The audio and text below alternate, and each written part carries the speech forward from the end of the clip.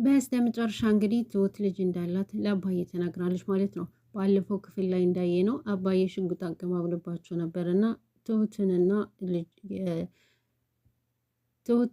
የትሁትን ፍቅረኛና ቲናን ባዶ ቤት ጥሏቸው የትሁትን ፍቅረኛ ወደኋላ ከጣለው በኋላ ዶክተሩን አብሽር የሆነ የተፈጠረ ነገር ነበር ለእሷ ነበር የመጣኸውና በቃ አሁን ሁሉም ነገር ተስተካክሏል ወደ ቤት ሂድ ብሎ ከዛ በኋላ ትሁትን ይዞ እሱም ወደ ቤቱ ሄደ።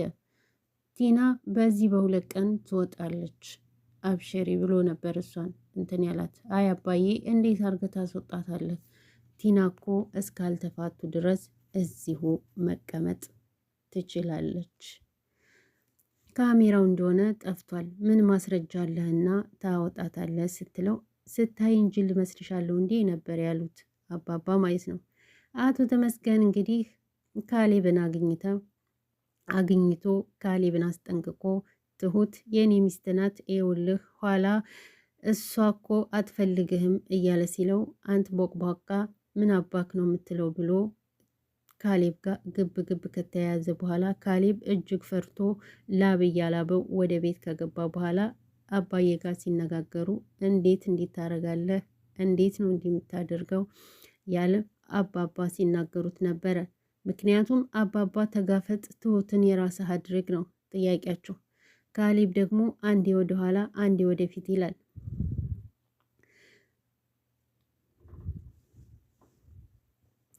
እና እንግዲህ ከቤት ውጪ ሲሏት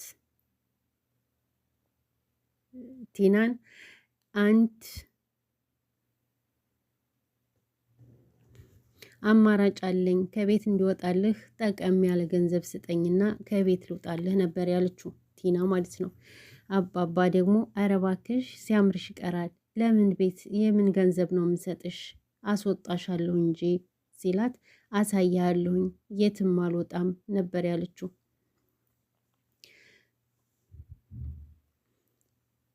ቲና አልወጣም በማለት አባባ ጋር ከተነጋገረች በኋላ ቀጥ ብላ ወደ ተመስገን ቤት ነበር ሄደችው። ተመስገን ቤት ሄዳ ትልቅ ዜና ይዤልህ መጥቻለሁ አለችው። እሱም ምንድን ነው ሲላት ስለ ቲና እንደውም አንቺ ጋር በምን ቀን ነበር የተዋወቅኩት እያላት ነበረ። አንቺ ጋር በምን ቀን የተዋወቅኩት? አስፈልግሃለሁ፣ ታስፈልገኛለህ አለችው። ትሁት ካሌብን ልታገባ ነው። ይሄ ደግሞ አባባ ነግረውኛል ትሁት ልታገባው እንደሆነ በማለት ስትነግረው አያደርገውም እባክሽ ሲላት አይ እሷን ብላኛለች፣ ቦታ ተቀያይረናል፣ ቦታ ከተቀያየርን ቆይተናል ብላኛለች እና ሊያገባት ነው ብላ ስትለው ቀጥታ ወደ እነ ካሌብ ግቢ ነበር የሄደው። ካሌብ ሲመጣ ካሌብን ለምንድን ነው ሚስቴን እንዲህ የምታደርገው ብሎ ሲናገረው እሷ ካልፈለገች ሳ ሲለው እሷ እኮ ልጅነቷን አሳልፋ ለእኔ የሰጠችኝ ሚስቴ ናት፣ አብረንም ለብዙ ዓመታት ኖረናል ብሎ ሲለው እሱም ወደ ቤት ከገባ በኋላ ትሁትን አንቧረቀባትና አንቺ አስመሳይ፣ ማስመሰሉ አይበቃሽም ወይ አተይንም ወይ እያለ ብዙ እላፊ አማርኛዎች ስትዳሪ ቆይተሽ ዛሬ ምን አድርጎ ነው የምትዩ? ወደሽ እና ፈቅደሽ ከሰጠሽ በኋላ ዛሬ እኛ ጋር ለምንድን ነው ሞት የማይፈራ ሰው ከመጣ ሰው ጋር የምታጋፍጭን እያለ ሲላት እሷም እያለቀሰች ስትወጣ አባባ በር ላይ አግኝተዋት ገብተው ከገቡ በኋላ ምን አድርግሃት ነው ይሄን ጭቃ አማርኛ ለጥፈህባት ነው ወይ እያሉ እሳቸው ጋር ሲነጋገር እሱ ደግሞ እኔ ምንም አላልኳትም ያለኝን ነገር ነው፣ እሱ እኮ ባሏና ልጅነቱን አሳልፋ የሰጠችው ነው ያለ ሲል ይሄ የድሮ ታሪኳ ነው አንተ ምን አገባህ ብለው አባባ ተቆጡ። እሱም ደግሞ ለምን እንዲህ ታደርጋለች እያለ ነበረ። እሷ ደግሞ ቀጥ ብላ ወደ እሱ ሄደች እና መንገድ ላይ ስትደርስ ደወለችለት። መንገድ ላይ ስትደርስ ከደወለችለት በኋላ ትሁቴ ደወልሽልኝ እኮ እያለት ነበረ። የት ነህ ነበር ያለችው። የት ነህ ስትለው ቤት ነኝ ሲላት ስልኩን ዘግታ ቀጥታ ወደ ቤት ሄደች። ቤት ከሄደች በኋላ ትሁቴ መጣሽ እንዴ ሲላት አንዴ በጥፍ ያለችውና ምንድን ነው ከኔ የምትፈልገው ስትለው የምፈልገው አንቺን ነው፣ እኔ ደግሞ አልፈልግህም አለችው።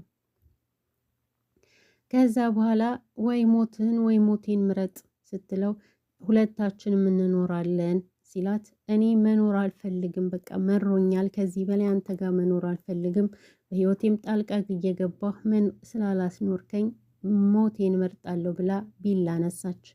እሱም ደነገጠና ቢላውን ከቀማት በኋላ እሷም ቀጥ ብላ ወደ ቤት ሄደች።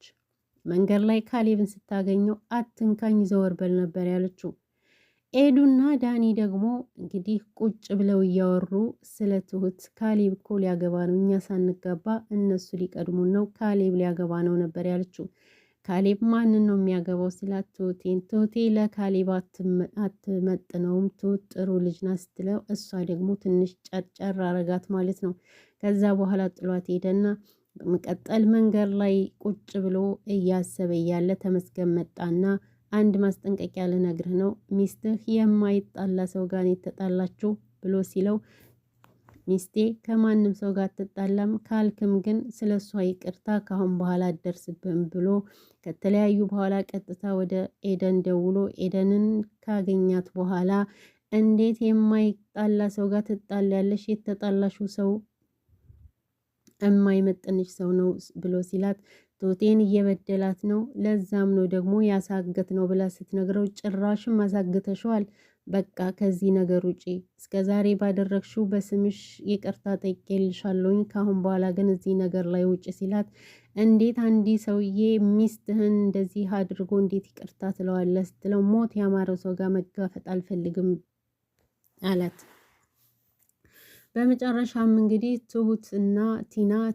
ትሁት ቲና አለችበት ኪችን ከገባች በኋላ ልታናግራት እየሞከረች እባክሽ ለቀቅ አድርጊኝ፣ አንቺ ሴትዮ እኔን እንዳታቂኝ ነው ማደርግሽ፣ የድሮዋን ትሁትን እንዳታመጭብኝ ያለቻት ብትለማመጣት እምቢ ስትል በሩን ዘጋችና ምንድን ነው የምትፈልጊው ስትላት እጅግ በጣም ደነገጠችና እኔ ልንገርሽ አንቺ እንደዚህ እሱ እየላከሽ እንደዚህ እንደምታደርጊ እኔ አንድ ነገር አድርጋት ብለው በአንድ አማርኛ የሆነ ነገር ያደርግሻል፣ እባክሽ የክፋቴን ጥግ እንዳሳይሽ አታድርጊኝ ነበር ያለቻት።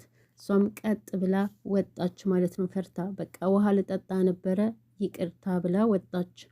በመጨረሻም እንግዲህ ትሁት ቲና ሁላቸውን በተሰበሰቡበት ከዚህ ከቤት ትወጫለሽ አሏት አባባ። እሷም አልወጣም እያለች ስትከራከር በወንጀል ትከሰሻለሽ፣ ምን ሰርቼ ነው? ካሜራው እንደሆነ አጥፍቼዋለሁ ስትል ላፕቶፑን አምጪልኝ ብለው ቢከፈት ጉዱ ሁሉ ወጣና በእንግዲህ ከዛሬ ጀምረሽ ስለምከስሽ ለዛሬ ደሪና ነገ ጧት ትወጫለሽ አሏት። ሁላችሁንም ማውራት ፈልጋለሁ ሲሉ ትሁት ደግሞ እኔ አባባ አንተን ብቻ የብቻ አወራሃለሁ ብላ ወደ ኪችን ሄደች። ኪችን ተከትለዋት ገቡና ፎቶውን እያየች ሲደርሱባት ይሄ ፎቶ ምንድነው? ትሁት ምንድነው የተፈጠረው? ሰውየው እኔ ጋር አብራ ኑራለች፣ ያሳለፍነው ህይወት አለ እያለ ብዙ ነገር ሲቀባጥር ነበርና ምንድነው ልስላት በ15 ዓመቴ አስገድዶ የደፈረኝ ይሄ አረመኔ፣ ከዛም ደግሞ ጠልፎ ወስዶ በግድ ትዳር አብረን የቆየን ነበረ እና ታዲያ የዚች የእህት ልጅ ፎቶ ምን ይሰራል ብሎ ስላት አባባ ይች ልጅ ስትል ይች ልጅ ምን ትላት ይች ልጅ ልጄ ናት ብላ ለአባባ እየተናገረች ነበረ። የትሁትን ልጅ ይቀበሏታል ወይስ እንደገና ደግሞ ምን ያደርጋሉ? የሚቀጥለው ክፍል እናያለን።